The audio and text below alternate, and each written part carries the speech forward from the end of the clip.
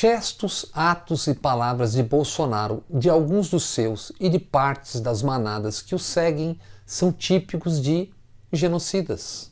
Genocida quando um discurso atiça a invasão de terras indígenas que não têm como sobreviver ao contato com a Covid-19.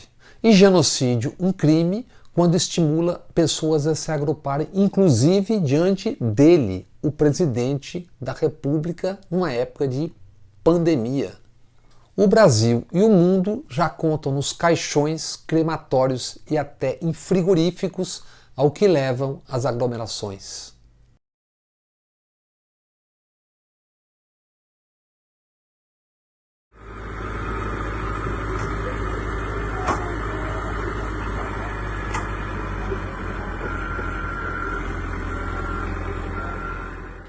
Bolsonaro e os seus também sabem, mas não se importam. Ele busca o caos, o confronto para chegar ao poder absoluto. É o que Bolsonaro busca quando, na porta do quartel-general do Exército, em Brasília, discursa para manifestantes que pedem intervenção militar e AI-5, ou seja, mais uma ridícula, grotesca ditadura. O artigo 23 da Lei de Segurança Nacional diz: é crime incitar subversão da ordem política ou social, animosidade entre forças armadas ou entre estas e classes sociais ou instituições civis. Bolsonaro não comete este crime e não é crime um presidente estimular aglomerações em meio a uma pandemia tantas vezes fatal?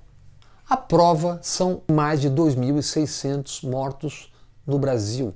E como é terrível, desumanizador, falar de cada uma dessas vidas como se fossem apenas números, resumindo-as a uma estatística. Com nossa mais terrível doença e herança, a desigualdade, isso é limpeza étnica. Militares que estão no governo, no palácio, são corresponsáveis pelo que acontece e pelo que vier a acontecer, por ação ou omissão. Serão responsáveis a cada pessoa que morra ou que já morreu quando isso acontecer por conta da criminosa irresponsabilidade. Aqui e no mundo isso já é mensurável. A pantomima é parte do personagem, agora com corte de cabelo a Adolf Hitler. A tosse forçada para as câmeras, a cinta que ressalta a proeminência do abdômen, o limpar o nariz com as mãos e depois cumprimentar pessoas diante das câmeras. Tudo isso é parte da farsa, da criação do personagem bufão, das sandálias, do pão com leite condensado. É o tirano simples. O penteado a Adolf remete às caspas, ao sanduíche de mortadela e também à pregação das forças terríveis por parte de outro personagem de 1960, Jânio Quadros. Forças terríveis que então significavam, entre outros, o Congresso. Agora, mais do que adversários, são inimigos: o Congresso, a Câmara dos Deputados e o Senado, o Supremo Tribunal e a imprensa que não é amiga. Justiça lhe seja feita. Bolsonaro jamais escondeu o desejo, a sanha de ser um ditador. Nesta segunda-feira, Bolsonaro declarou: eu sou a Constituição. Eu sou realmente a Constituição. Isso. Um dia ele diz, outro dia desdiz ou vice-versa. O site Aos Fatos registra: em 475 dias, o presidente deu 912 declarações falsas ou distorcidas, ou seja, mentiras, psicopatia. O homem que já pregou mais de 30 mil mortos numa guerra civil pode obter essa cifra macabra mesmo antes de qualquer conflito. Basta continuar incitando irresponsáveis e os milhões que não têm outra alternativa a seguirem se agrupando em bandos pelas ruas, como nós estamos vendo e como fizeram no último fim de semana. Basta não saber ou não querer governar e amontoar pobres e miseráveis em filas diante da Caixa Econômica. para buscar R$ 600, que foi o Congresso que aprovou, mas que Bolsonaro finge ter sido ele. Finge e vende na sua propaganda. Senhorzinhos e sinhazinhas dentro dos seus carros, muitas vezes com máscaras, exigindo que seus escravos voltem ao trabalho a qualquer custo. E os idiotizados, que não são a cada aglomeração mais de 100 ou 200, mas já são muitos, como se viu no domingo, diante do quartel-general do Exército, em Brasília. Ou a carreata em São Paulo, expondo o impublicável que são diante do INCOR e do Hospital das Clínicas, onde servidores da saúde, médicos e enfermeiros arriscam suas vidas para salvar vidas.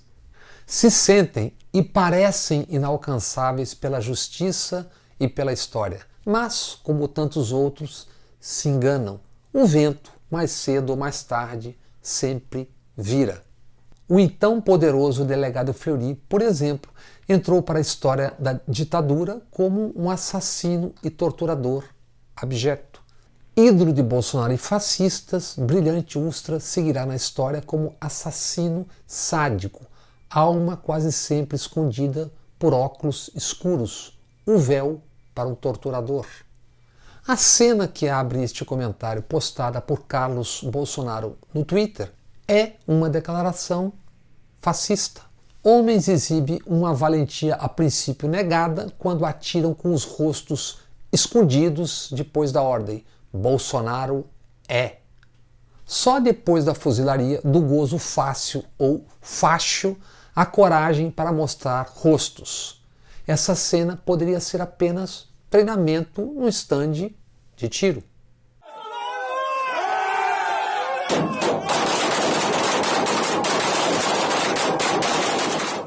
Mas se torna simulação de um pelotão de fuzilamento fascista quando quem a torna pública é o vereador Carlos Bolsonaro, filho do presidente da República. Isso no mesmo dia e horas em que seu pai, o presidente, numa manifestação que prega intervenção militar e às 5 discursa dizendo: nós não queremos negociar nada, nós queremos ação pelo Brasil. Nós não queremos negociar nada! Nós queremos ação pelo Brasil!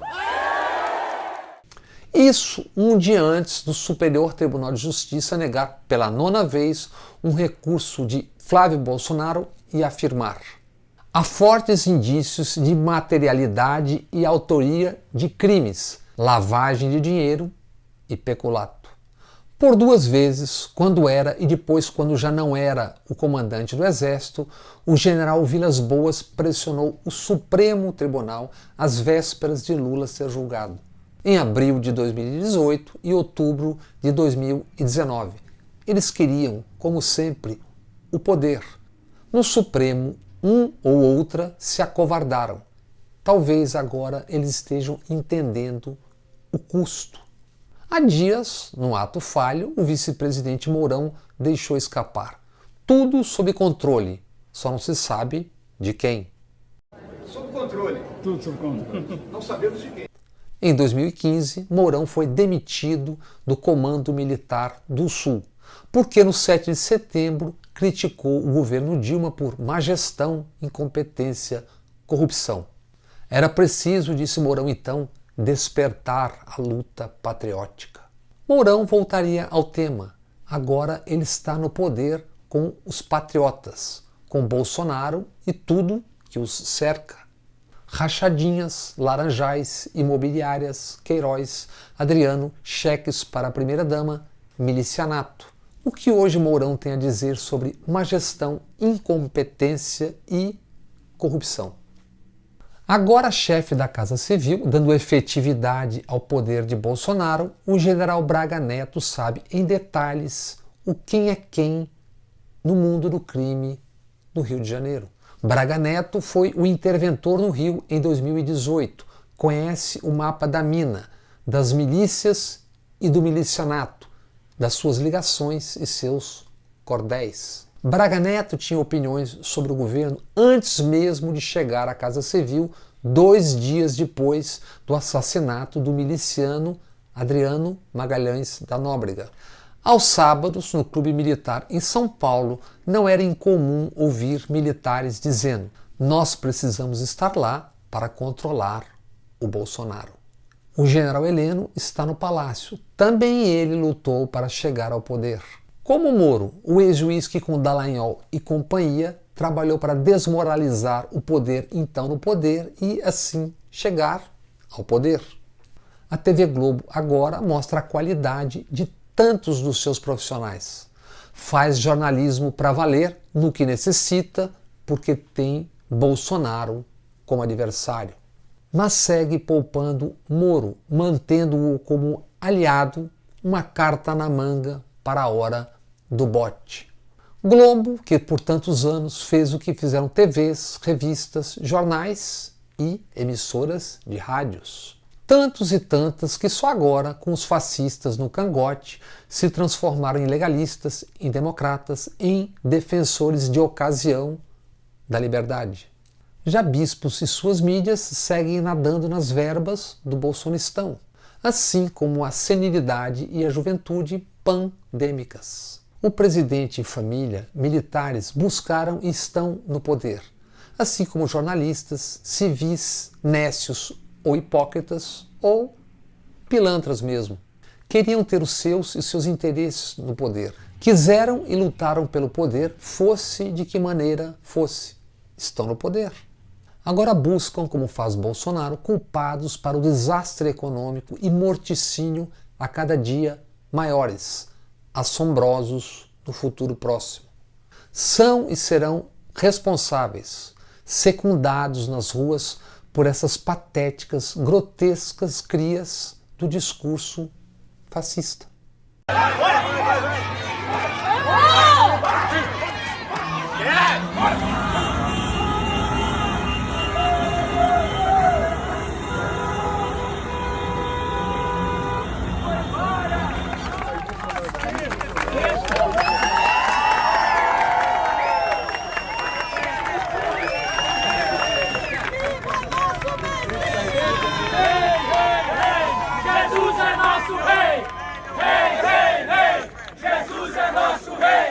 Eu quero pedir uma coisa a vocês, minhas amadas.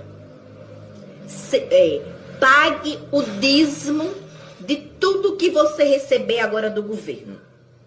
Não abra mão de você pagar o dízimo. Se for o seu filho, o seu esposo, converse.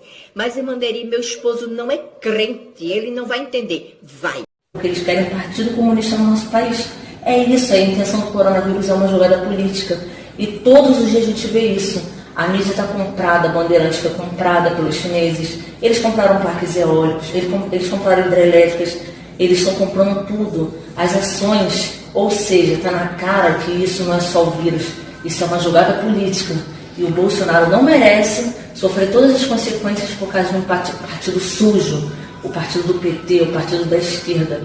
Eu sou Bolsonaro, eu sou Brasil, eu sou brasileiro, eu sou gente. E eu não quero que as pessoas sofram.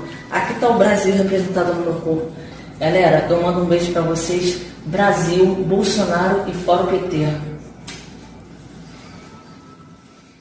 Há 4 séculos, o grande pensador e escritor inglês Samuel Johnson definiu assim essa gente que costuma esconder com a bandeira o que realmente é.